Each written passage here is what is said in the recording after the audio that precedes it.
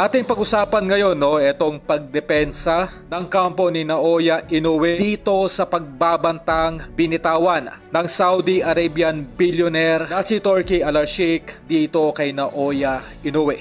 Kung maalala sa naging panayam dito sa Saudi Arabian billionaire ay hayagan nitong pinagbantaan ang nasabing Hapon na ipapatanggal nito ang mga titulo ng nasabing Hapon dahil sa pagtanggi nito na lumabas sa bansang Japan sa kabila na ito ang 2-division undisputed champion. Kung maalala nung nakaraang buwan ay nag-alok ng $13 million itong si Al-Sheikh kay Naoya Inoue para ito ay lumabas lamang ng bansang Japan. At sa hindi nga po inaasahan ay ito nga po ay tinanggihan ng kampo nitong si Inoue. At ayon pa dito sa tagapagsalita ni Naoya Inoue na hindi daw sila lumalaban para sa pera.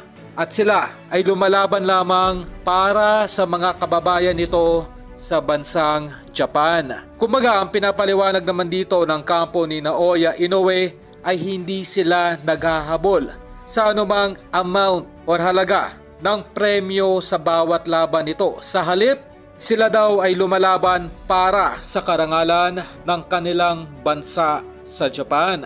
Kumbaga ay mas binibigyan daw nila ng halaga ang mga kababayan nilang Japanese boxing fans na kung saan sa kauna-unang pagkakataon ay nakakapanood ng live ng mga bigating laban nitong si Naoya Inoue. Ganoon pa man kung susumahin ay tila wala na nga po sa lugar itong ginagawa ng kampo ni Naoya Inoue.